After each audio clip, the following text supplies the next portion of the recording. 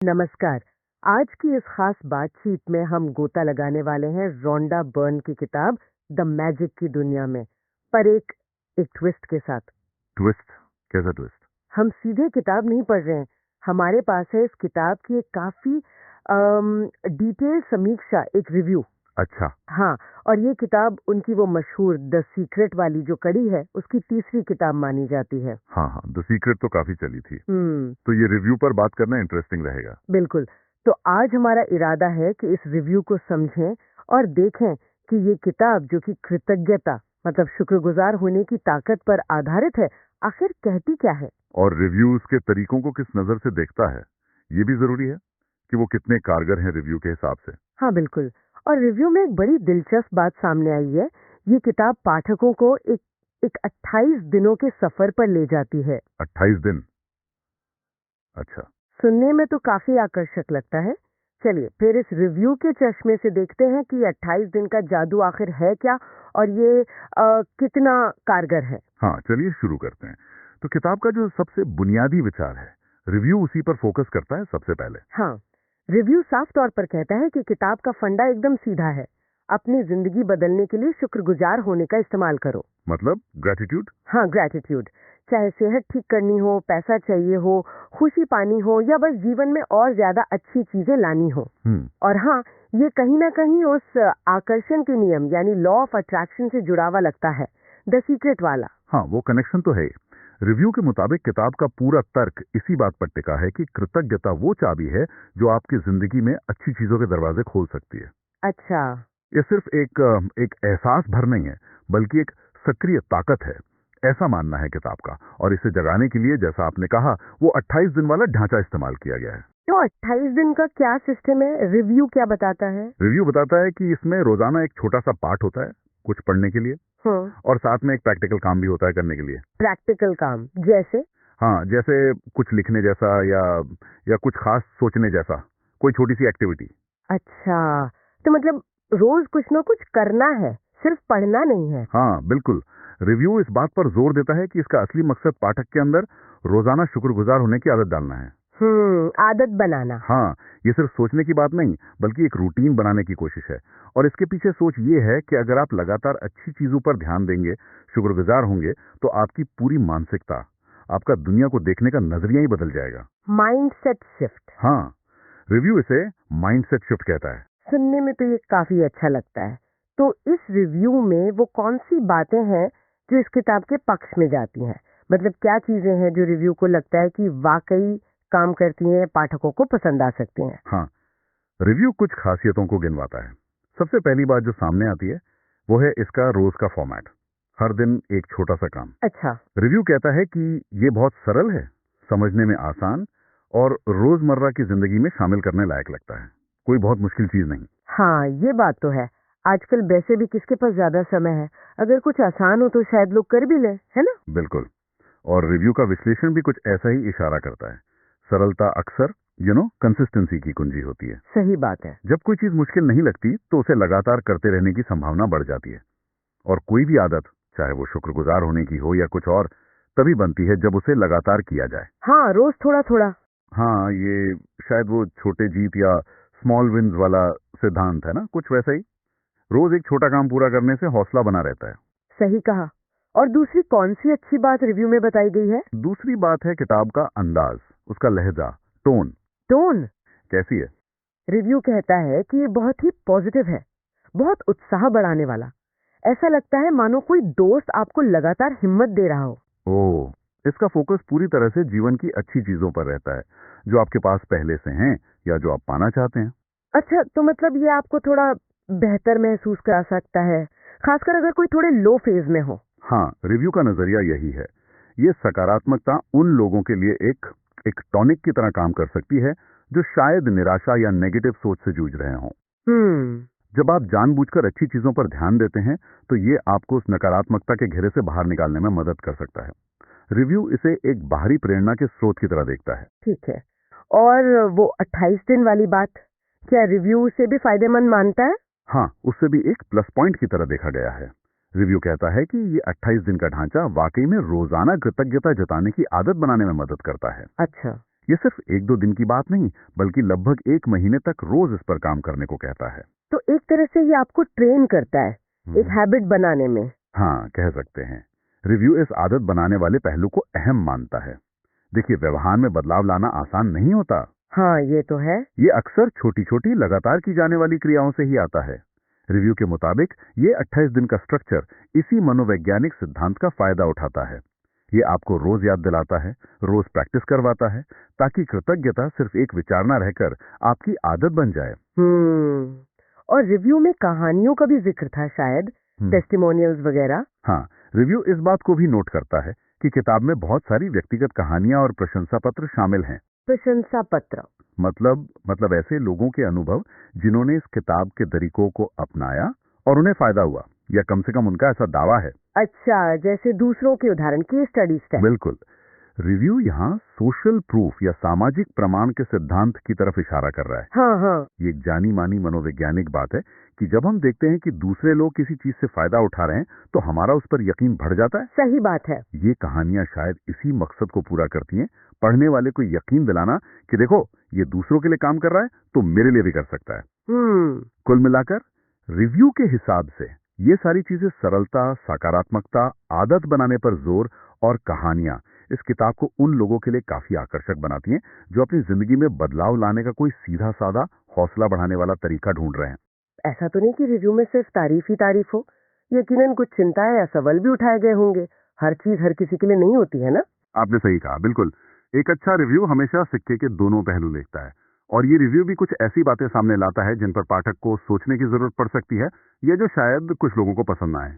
जैसे कि क्या है जो कुछ लोगों को खटक सकता है? पहली बात जो रिव्यू उठाता है वो है दोहराव का एहसास, रेपिटेशन। कैसे? कुछ पाठकों को, खासकर अगर वो रोज के अभ्यास को ध्यान से देखें, तो ऐसा लग सकता है कि मूल संदेश को ही थोड़ा बदल बदल कर बार बार कहा जा रहा है। अच्छा। सामग्री थोड़ी रेपिटेटिव या शायद जरूरत से ज्यादा ही सरल लग सकती है। अच्छा, मतलब जो लोग कुछ गहरा या नया ढूंढ रहे हो उन्हें शायद ये थोड़ा हल्का लगे। संभव है। रिव्यू का इशारा कुछ ऐसा ही है। जो सरलता कुछ लोगों के लिए प्लस पॉइंट है, वही दूसरों के लिए माइनस पॉइंट बन सकती है। अगर कोई पाठक किसी विषय का गहरा विश्लेषण या बहुत नए विचार चाहता है, तो उसे शायद लगे कि ये किताब सतह पर ही रह जाती है। और क्या बात है? एक और चीज है, किताब का लहजा। रिव्यू कहता है कि ये किताब धार्मिक तो नहीं है, किसी खास धर्म की बात नहीं करती। ठीक है। लेकिन इसमें एक आध्यात्मिक पुट, एक स्पिरिचुअल अंडरटोन जरूर है। एक तरह का रहस्यवाद इसमें झलकता है। मतलब थोड़ी ऊपर वाले या ब्रह्मांड टाइप की बातें। हाँ, यूनिवर्स वाली। हाँ, कुछ वैसा ही। अब ये चीज अपने आप में अच्छी या बुरी नहीं है, लेकिन रिव्यू ये पॉइंट आउट करता है कि ये शायद हर किसी को पसंद ना आए। हाँ, ये तो है। जो लोग एकदम प्रैक्टिकल, तर्कसंगत, या आप कहें कि पूरी तरह से वैज्ञानिक नजरिया रखते हैं, उन्हें आध्यात्मिक झुकाव शायद थोड़ा अजीब या अप्रासंगिक लगे। वो शायद सोचें कि भाई मुझे बस तरीका बताओ, ये यूनिवर्स की बातें क्यों। Of attraction. रिव्यू इस बारे में क्या कहता है? हाँ, ये एक अहम बिंदु है जिसे रिव्यू काफी तवज्जो देता है। किताब की पूरी बुनियाद इसी विचार पर टिकी है कि आपकी सोच और आपकी भावनाएं सीधे तौर पर आपकी बाहरी दुनिया को, आपकी हकीकत को बदल सकती हैं। हाँ, जो द सीक्रेट का भी बेस था। बिल्कुल, ये लॉ ऑफ अट्रैक्शन का मूल सिद्धांत है।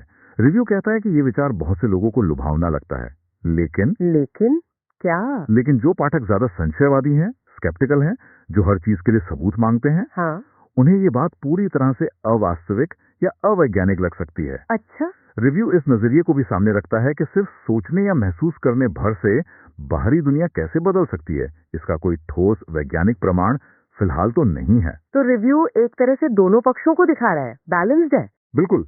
और यहाँ रिव्यू एक बहुत जरूरी फर्क साफ करता है। वो कहता है कि द मैजिक कोई गहरी मनोवैज्ञानिक रिसर्च या वैज्ञानिक सिद्धांत पेश करने का दावा नहीं करती। अच्छा, फिर क्या है? ये उससे कहीं ज्यादा एक प्रेरक गाइड है, एक मोटिवेशनल किताब। ओके। इसका मकसद आपको प्रेरित करना, आपका नजरिया बदलना, आपको अच्छा महसूस कराना। ये वैज्ञानिक सटीकता का दावा नहीं करती। रिव्यू आकर्षण के नियम के प्रति मौजूद इस आम संदेह को स्वीकार करता है और पाठक को आगाह करता है कि इस किताब को विज्ञान की कसौटी पर कसना शायद सही नहीं होगा। अच्छा, ये समझना जरूरी है कि किताब खुद को किस रूप में पेश कर रही है, एक मोटिवेशनल टूल या एक साइंटिफिक फैक्ट। ठीक है, तो इन सब अच्छी और शायद उतनी अच्छी नहीं बातों को ध्यान में रखते हुए रिव्यू के हिसाब से ये किताब आखिर किसके लिए सबसे सही बैठती है? कौन है वो लोग जिन्हें इससे सबसे ज्यादा फायदा हो सकता है? रिव्यू कुछ खास किस्म के पाठकों की तरफ इशारा करता है जिनके लिए ये किताब वाकई काम की साबित हो सकती है। हाँ, रिव्यू कहता है कि ये उन लोगों के लिए बढ़िया है जो पर्सनल ग्रोथ यानी खुद को बेहतर बनाने में दिलचस्पी रखते हैं। बिल्कुल। या फिर वो लोग जो मैनिफेस्टेशन जैसी चीजों में यकीन रखते हैं, मतलब अपनी इच्छाओं को सोच और भावना की शक्ति से हकीकत में बदलने की प्रक्रिया। इसके साथ ही रिव्यू ये भी जोड़ता है कि अगर किसी को द सीक्रेट पसंद आई थी, हाँ, या वो पहले से ही आकर्षण के नियम वाले विचारों से सहमत हैं, तो जाहिर है उन्हें द मैजिक भी रास आ सकती है। ये उसी सोच को आगे बढ़ाती है, बस कृतज्ञता पर ज्यादा फोकस के साथ। और रिव्यू में एक और समूह का जिक्र है, शायद वो लोग जो जिंदगी में थोड़ा फंसा हुआ या अटका हुआ महसूस कर रहे हैं, स्टक। हाँ बिल्कुल, वो लोग जिन्हें लगता है कि उनकी गाड़ी कहीं रुक सी गई है, या जिन्हें अपने नजरिए में एक ताजगी, एक बदलाव की सख्त जरूरत महसूस हो रही है। रिव्यू के मुताबिक ऐसे लोगों के लिए ये किताब एक उम्मीद की किरण या एक नई दिशा दिखा सकती है। ये बात समझ में आती है अगर हम इसे किताब के मूल वादे से जोड़ें कि शुक्रगुजार होने से हकीकत बदल सकती है। हाँ। तो ये साफ है कि जो लोग बदलाव चाहते हैं या कहीं फंसे हुए हैं, उन्हें ये विचार आकर्षक क्यों लगेगा। हाँ। कृतज्ञता पर ध्यान लगाने से यकीनन मन को शांति मिल सकती है, मूड बेहतर हो सकता है। सही कहा, लेकिन यहीं पर रिव्यू एक चेतावनी भी देता है जिसका जिक्र हमने पहले भी किया था। क्या? वो कहता है कि इस किताब का असर कितना होगा, ये बहुत कुछ इस बात पर निर्भर करता है कि पढ़ने वाले का दुनिया को देखने का नजरिया कैसा है, वर्ल्ड व्यू। अच्छा। और वो इस किताब के थोड़े रहस्यमय, मिस्टिकल पहलू को अपनाने के लिए कितना तैयार है। अगर कोई पहले से ही इन विचारों को लेकर बहुत शक्की है, तो शायद किताब उस पर उतना असर ना करे। मतलब दिमाग खुला रखना पड़ेगा अगर आप इसे ट्राई कर रहे हैं तो। हाँ, कुछ हद तक। तो चलिए अब निचोड़ पर आते हैं। रिव्यू का फाइनल फैसला क्या है? सब कुछ मिलाकर ये किताब कैसी है? क्या ये वाकई जादुई है? रिव्यू क्या कहता है? रिव्यू एक संतुलित, नपातुला फैसला सुनाता है, कोई सीधा हाँ या ना नहीं है। तो रिव्यू का अंतिम मूल्यांकन क्या कहता है, फाइनल वर्डिक्ट? रिव्यू कहता है कि ये किताब उन लोगों के लिए एक प्रैक्टिकल, कदम दर कदम चलने वाला रास्ता, एक स्ट्रक्चर्ड पाथ दिखाती है, जो इसके मूल विचार को अपनाने के लिए तैयार हैं। यानी ये मानने को तैयार हैं कि उनकी सोच और भावनाएं उनकी दुनिया पर असर डाल सकती हैं। अगर कोई इस मानसिकता बदलने वाली सोच, माइंडसेट शेपिंग कॉन्सेप्ट के लिए खुला है, तो ये किताब उन्हें रोजमर्रा के अभ्यास का एक ढांचा देती है। लेकिन इसमें भी एक लेकिन है ना? हाँ, वो लेकिन उन लोगों के लिए है जो हर चीज के लिए पक्के सबूत ढूंढते हैं, जो एविडेंस बेस्ड तरीकों पर यकीन करते हैं। अच्छा। रिव्यू साफ कहता है कि ऐसे लोगों को ये किताब शायद जरूरत से ज्यादा रहस्यमयी, थोड़ी हवाई या मिस्टिकल लग सकती है। उन्हें लग सकता है कि इसमें ठोस बातों की कमी है। और रिव्यू ने कोई रेटिंग भी दी है, जैसे स्टार्स वगैरह? रिव्यू इसे 5 में से करीब 3.5 से 4 स्टार देता है। ओके, ठीक ठाक। हाँ, लेकिन वो साथ में ये भी कहता है कि ये रेटिंग बहुत व्यक्तिपरक है, सब्जेक्टिव है। मतलब किसी के लिए ये 5 स्टार वाली किताब हो सकती है, किसी के लिए शायद 2 स्टार वाली।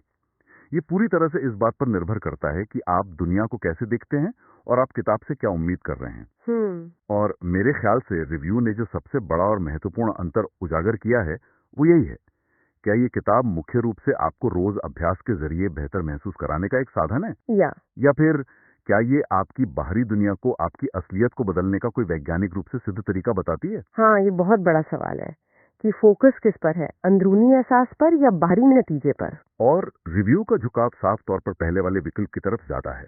वो इसे एक मोटिवेशनल गाइड के तौर पर देखता है। अच्छा। जो कृतज्ञता की आदत डलवाकर आपको मानसिक रूप से ज्यादा सकारात्मक और शायद ज्यादा खुश महसूस करा सकती है। लेकिन क्या ये वाकई बाहरी परिस्थितियों को बदल देगी? इस पर रिव्यू सवालिया निशान लगाता है, या कम से कम कहता है कि ये साबित नहीं हुआ है। तो अगर हम इस पूरी बातचीत का सार निकालें, इस रिव्यू से सीखने वाली सबसे बड़ी बात क्या है, टेक अवे?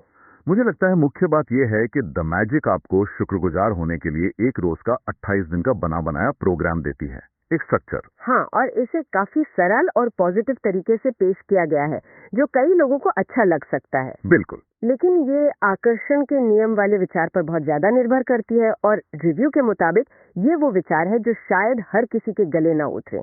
इसका असर होगा या नहीं होगा ये आपकी सोच और आपके यकीन पर बहुत ज्यादा निर्भर करता है। बिल्कुल सही बात। और ये हमें एक आखिरी सवाल पर लाकर छोड़ता है। अच्छा? हाँ, एक सवाल जो इस रिव्यू के नजरिए से ही निकलता है और सोचने पर मजबूर करता है। क्या है वो सवाल? सवाल ये है, अगर हम ये मान भी लें, जैसा कि रिव्यू इशारा करता है, कि शुक्रगुजार होना आपकी बाहरी हकीकत को शायद ना बदले, लेकिन ये हकीकत को देखने के आपके नजरिए को, आपकी धारणा, आपकी परसेप्शन को जरूर बदल देता है। हाँ, ये तो हो सकता है। तो किसी इंसान की ओवरऑल खुशी और मानसिक शांति, वेलबींग के लिए नजरिए में आया ये बदलाव अपने आप में कितना कीमती है। वाह! यह हमें सोचने पे मजबूर करता है कि क्या बेहतर महसूस करना ही काफी नहीं है, भले ही दुनिया तुरंत ना बदले।